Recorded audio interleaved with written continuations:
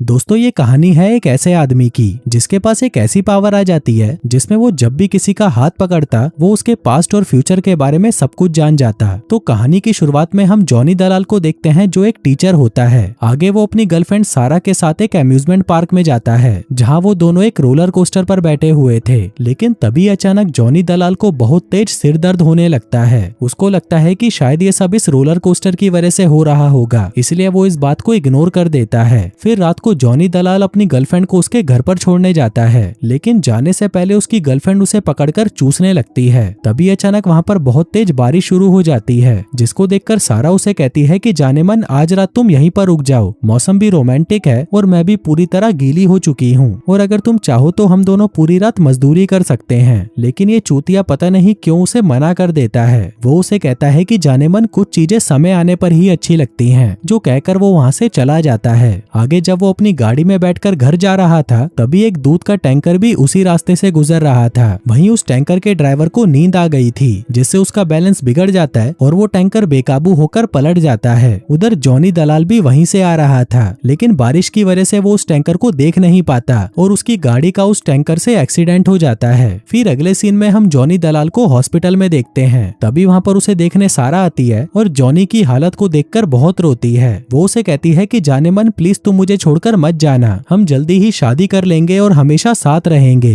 तभी सीन यहाँ से शिफ्ट होता है और हम जॉनी दलाल को देखते हैं जिसे अब होश आ गया था। आगे उसके होश में आते ही डॉक्टर उसके माँ बाप को भी वहाँ पर बुला लेता है। वहीं उसके माँ बाप उसे होश में देखकर बहुत खुश होते हैं। तभी उसकी माँ जॉनी से कहती है कि तुम्हारा जिंदा बचना किसी चमत्कार से कम नहीं है। उधर जॉनी दलाल भी हैरान था कि इतने बड़े एक्सीडेंट के बाद उसे कोई खास चोट नहीं आई थी, पर तभी डॉक्टर उसे कहता है कि भीसड़ी के तू 5 साल से कोमा में था। ये सुनते ही जॉनी की फटकर 64 हो जाती है। वो पूछता है कि मेरी आइटम सारा कहाँ पर है। उसकी माँ बताती है कि बेटा उसने तो किसी और से शादी कर ली। ये सुनकर जॉनी दलाल को बहुत बुरा लगता है। वो खुद को कोसने लगता है कि भीनचो मुझे उसे बचाने का मौका मिला भी था, पर मैंने खुद ही उसको मना कर दिया। मैं कितना बड़ा वाला चूतिया हूँ। फिर थोड़ी देर बाद उसके कमरे में एक नर्स आती है और वो देखती है कि जॉनी दलाल को बहुत तेज पसीना आ रहा था। वो उसका पसीना साफ करने लगती है, पर तभी जॉनी नींद से जाग जाता है और उसका हाथ पकड़ लेता है। पर ऐसा करते ही उसे अपनी आंखों के सामने कुछ दृश्य दिखाई देने लगते हैं। वो देखता है कि किसी के घर में आग लगी है और वहाँ पर एक बच्ची भी है जो रो रही है। तभी जॉनी उस नर्स के सामने एमी का नाम लेने लगता है। वो नर्स कहती है कि एमी तो मेरी बेटी है, क्या हुआ उसको? वो कहता है कि तुम्हारी बेटी खतरे में है, जल्दी से जाकर उसे बचा लो। आगे जब वो नर्स अपने घर पहुँचती है तो वो देखती है कि उसके घर में आग लगी हुई थी, लेकिन फायर ब्रिगेड वालों ने उसकी बेटी को बचा लिया था, जिसका मतलब जॉनी दलाल ने उसे जो कुछ भी बोला वो सब कुछ सच हो गया था। दूसरी तरफ एक डॉक्टर जॉनी दलाल से कहता है कि तुम जल्दी ही पूरी तरह से ठीक हो जाओगे, बस तुम्हें अपनी थेरेपी पर थोड़ा ज्यादा ध्यान देना होगा। फिर जब जॉनी उस डॉक्टर का हाथ पकड़कर उसे शुक्रिया बोलने लगता है तभी उसे फिर से दृश्य दिखाई देने लगते हैं। वो देखता है कि बचपन में एक युद्ध के दौरान ये डॉक्टर अपनी माँ से बिछड़ गया था। तभी जॉनी दलाल डॉक्टर से कहता है कि आपकी माँ अभी भी जिंदा है, लेकिन उस डॉक्टर को कुछ समझ नहीं आ रहा था कि इसको हुआ क्या है और ये सब क्या बोल रहा है।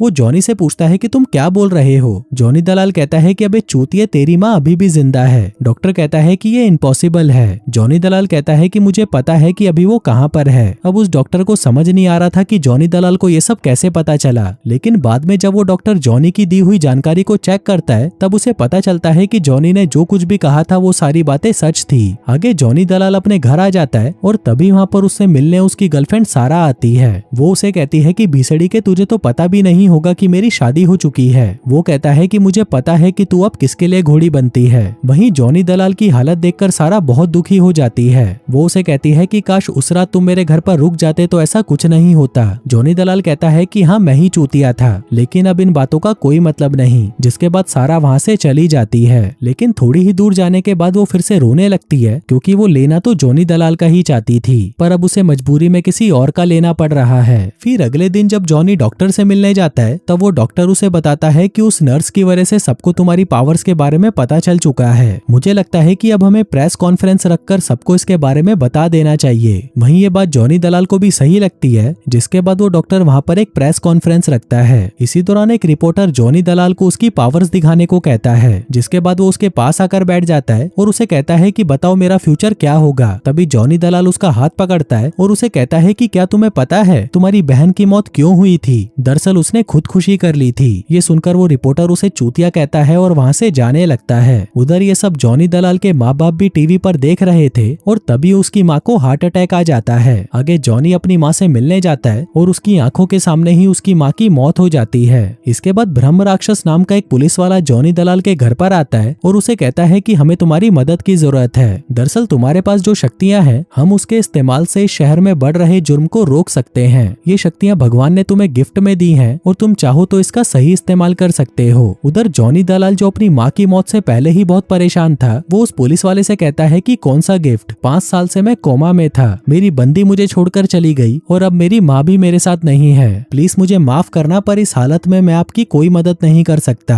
अब ये सुनकर वो पुलिस वाला कहता है कि ठीक है, लेकिन अगर तुम्हारा मन बदले तो हमें बता देना। फिर अगले दिन जॉनी दलाल के पास सारा आती है और उसको उदास बैठा देखकर उसके सामने अपने कपड़े उतारने लगती है। वहीं ये देखकर जॉनी सोचता है कि अब तो मैं ये मौका नहीं छोड़ने वाला, जिसके बाद वो उसे दबोच लेता है और उसके साथ मजदूरी करने लगता है। फिर थोड़ी देर बाद जॉनी का बाप भी वहाँ पर आ जाता है और सारा सभी के लिए डिनर तैयार करती है। उधर जॉनी दलाल का बाप उन दोनों को साथ में देखकर बहुत खुश था। कुछ देर बाद जब सारा वहाँ से जाने लगती है, तब जॉनी दलाल उसे पूछता है कि क्या हम दोनों फिर से मिलेंगे। सारा उसे कहती है कि हम मिल सकते हैं, लेकिन मैं फिर से तुम्हारे लिए घोड़ी नहीं बनूंगी, जो कहकर वो वहाँ से चली जाती है। फिर सारा के वहाँ से जाने के बाद जॉन टीवी देखने लगता है, जिस दौरान उसे पता चलता है कि आज उसके शहर में फिर से कत्ल हुआ है और ये सब एक खूंखार सीरियल किलर कर रहा है। वहीं ये सब देखकर जॉनी दलाल का मन बदल जाता है, जिसके बाद वो ऑफिसर ब्रह्म राक्षस की मदद करने का फैसला करता है। जिसके बाद वो उस पुलिस ऑफिसर के पास चला जाता है। इसके बाद वो पुलिस ऑफिसर उसे उसी जगह पर ले जाता है जहाँ पर कत्ल हुआ था, लेकिन जॉनी दलाल को वहाँ पर कुछ पता नहीं चलता। ब्रह्म राक्षस जॉनी से पूछता है कि क्या तुम्हें कुछ पता चला।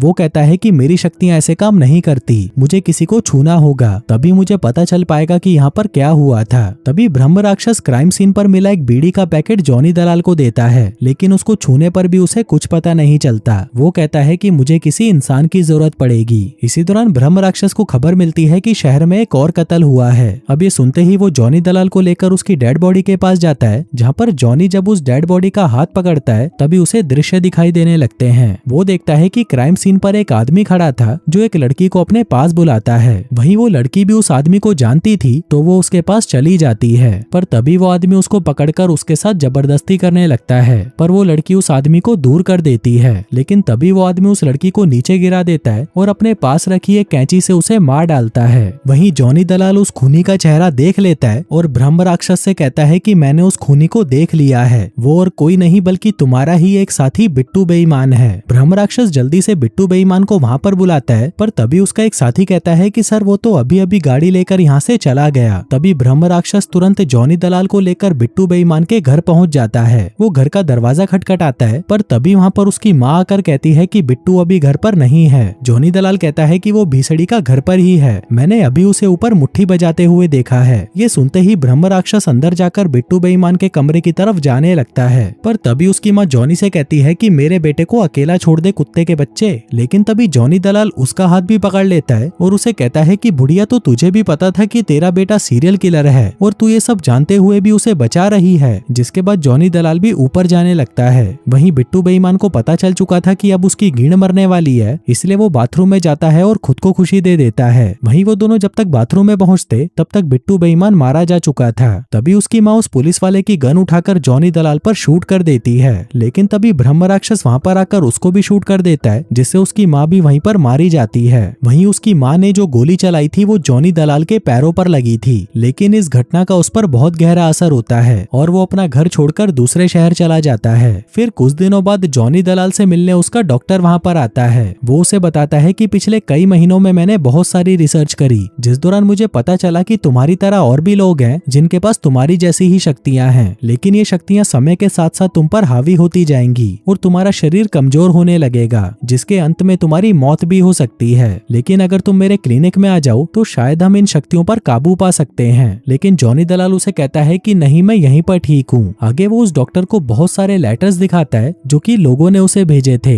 ताकि वो उनकी मदद कर सके। वो कहता है कि कोई अपनी बंदी के बारे में पूछना चाहता है तो कोई अपनी शादी के बारे में, इसलिए मैं यहाँ पर आ गया ताकि मैं अपनी जिंदगी को एक नए सिरे से शुरू कर सकूं। उधर जॉनी दलाल की बातें सुनकर वो डॉक्टर भी वहाँ से चला जाता है। फिर अगले सीन में हम देखते हैं कि जॉनी एक बच्ची को ट्यूशन पढ़ा रहा था। फिर उस बच्ची के जाने के बाद वहाँ पर रॉबर्ट नाम का एक आदमी आता है जो कि उससे अपने बच्चे के लिए मदद मांगने आया था। था। जॉनी दलाल उसे घर के अंदर बुलाता है और फिर रॉबर्ट उसे अपने बेटे क्रिस के बारे में बताता है। कहता है कि मेरा बेटा घर से बाहर ही नहीं निकलता और ना ही वो किसी से बातें करता है, क्या तुम उसकी मदद कर सकते हो? जॉनी दलाल कहता है कि इसके लिए पहले मुझे उससे मिलना होगा। फिर अगले दिन जॉनी रॉबर्ट के घर पर जाता है, जिस दौरान उसकी मुलाकात धूम्रपान नाम के एक आदमी से होती है जो कि इलेक्शन में खड़ा हुआ था। आगे वो रॉबर्ट के बेटे क्रिस से मिलता है, जहाँ उसे पता चलता है कि वो बहुत शर्मीला लड़का है और उसे हर वक्त घर पर रहना पसंद है। वहीं धीरे धीरे जॉनी दलाल उस बच्चे से दोस्ती कर लेता है, जिसके बाद से वो बच्चा उसके साथ घूमने फिरने लगता है। वहीं अपने बेटे में बदलाव आता देख उसका बाप भी बहुत खुश होता है। फिर अगले सीन में हम धूम्रपान को देखते हैं, जो कि एक न्यूज रिपोर्टर के पास जाता है। वो उसे धमकाने लगता है क्योंकि वो रिपोर्टर उसके बारे में गलत बातें लिख रहा था। वो कहता है कि एक दिन मैं यूएस का प्रेसिडेंट बनना चाहता हूँ, इसलिए मैं ऐसे ही किसी चूतिए को अपना सपना तोड़ने नहीं दूंगा। दूसरी तरफ हम जॉनी दलाल को देखते हैं, जो कि रॉबर्ट के बेटे को पढ़ा रहा होता है। इसी दौरान उसके दरवाजे पर दस्तक होती है। जॉनी जाकर चेक करता है तो वहाँ पर एक आदमी था जो चुनावी प्रचार के लिए आया हुआ था,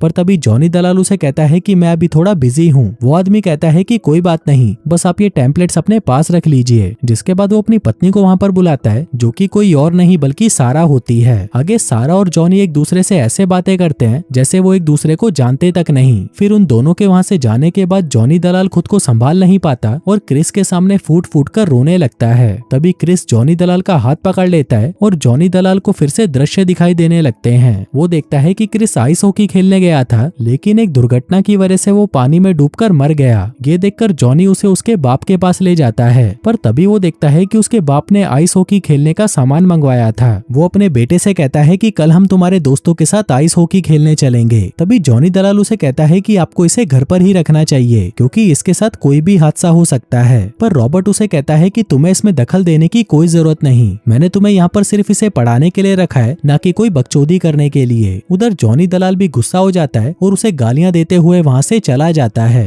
फिर अगले दिन रॉबर्ट अपने बेटे के पास आता है और उसे कहता है कि चलो हम आइस हॉकी खेलने चलते हैं, लेकिन वो बच्चा जॉनी दलाल की बातों को याद करता है और अपने बाप को चलने के लिए मना कर देता है। दूसरी तरफ जॉनी दलाल को न्यूज़पेपर से पता चलता है कि 2 बच्चों की आइस हॉकी खेलते हुए मौत हो गई। अब ये देखते ही वो तुरंत रॉबर्ट को कॉल करता है और उस कॉल को क्रिस उठाता है। तभी उसकी आवाज सुनकर जॉनी को तसल्ली मिलती है और वो उसे बिना कुछ रिप्लाई करे कॉल को कट कर देता है। आगे जॉनी दलाल जब अपने घर पर लेटा हुआ था, तभी उसे बाहर से कुछ आवाजें सुनाई देती हैं। वो खिड़की के पास जाकर देखता है तो उसे बाहर धूम्रपान दिखाई देता है, जो कि अपनी पार्टी का प्रचार कर रहा था। तभी उसकी नजर सारा पर पड़ती है, जिसे देखकर वो खुद को रोक नहीं पाता और उससे मिलने चला जाता है, लेकिन वहाँ पर बहुत भीड़ थी और सारा उसे वहाँ पर नहीं मिलती। उधर धूम्रपान सबसे हाथ मिला रहा था, लेकिन तभी जॉनी दलाल उसका हाथ पकड़ लेता है और वहीं धूम्रपान उसको देखकर डर जाता है, क्योंकि उसे पता था कि ये साला उसका भविष्य देख सकता है। उधर जॉनी दलाल को फिर से दृश्य दिखाई देने लगते हैं। वो देखता है कि धूम्रपान प्रेसिडेंट बनने के बाद अपने फायदे के लिए देश में न्यूक्लियर वॉर स्टार्ट कर देगा, जिससे लाखों लोग मारे जाएंगे। उधर धूम्रपान जल्दी से उससे अपना हाथ छुड़वाता है और वहाँ से चला जाता है। वहीं जॉनी दलाल वापस अपने घर आ जाता है, जहाँ पर वो डॉक्टर भी आया हुआ था। आगे बातों ही बातों में जॉनी दलाल उस डॉक्टर से पूछता है कि अगर आपके पास मेरी वाली ताकत होती